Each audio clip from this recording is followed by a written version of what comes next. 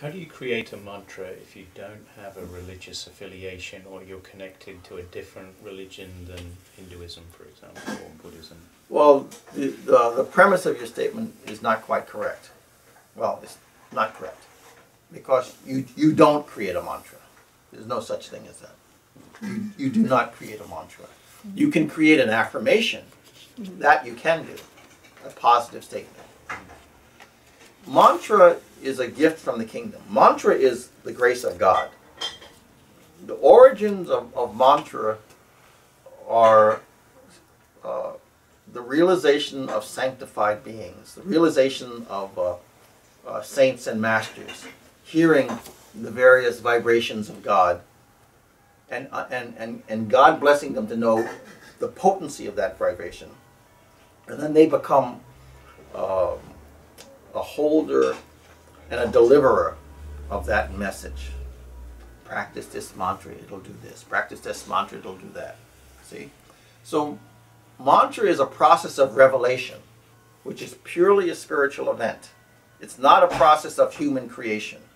It's something that's occurring in the kingdom, that's revealed to the saints and masters, and they deliver it here in the earth region. See? So you can't create a mantra, but you can create an affirmation. So if a person has no religious affiliation, let's say they call themselves spiritual, what do they do in that case?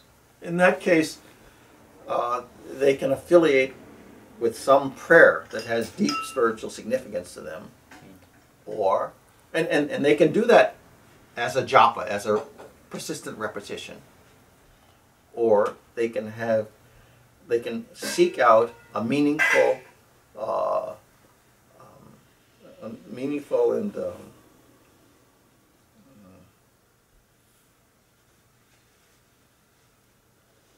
humanitarian affirmation, meaning a non-selfish affirmation. See? And then constantly work on that as a psychological process. See? And then they'll advance. See? It's part of the mind culture.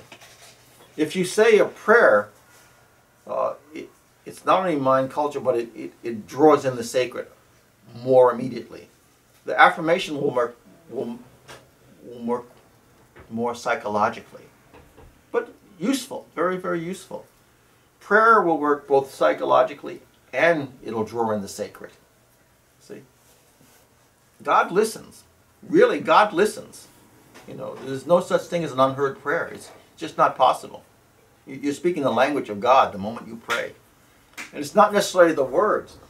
It's the feeling. It's received. It's received. You know.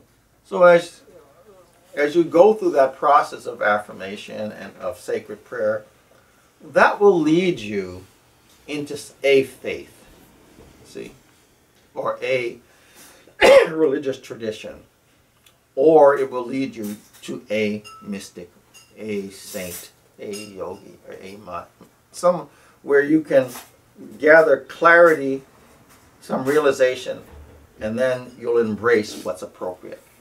The appropriate mantra for your state of evolution will become manifest. See, so just because you're at one point not faith and unaffiliated doesn't mean at another point you won't have deeper faith, deeper realization, and affiliation. See? And whether your affiliation is Christian, Jewish, Muslim, Hindu, Buddhist, you know, Zoroastrian, Native American, doesn't make any difference at all. You know, because none of those guys exist in the kingdom. The kingdom is full of spirits, divine spirit. The context of religion is developed here for our convenience. It's just a different ladder, you know, a different historical ladder, different historical context in which the sacred was, you know, stirring the pot. See? There's no Jews, Christians, Hindus, Muslims in the kingdom. You know, just lovers of the kingdom, lovers of the God. Those differences are here. You know, if I have profound love in my heart, and you have profound love in your heart, is there any difference? If I experience silence, and you experience silence, is there any difference? See? Same. thing. Same thing there. The glory of God is there. That's it. That's it.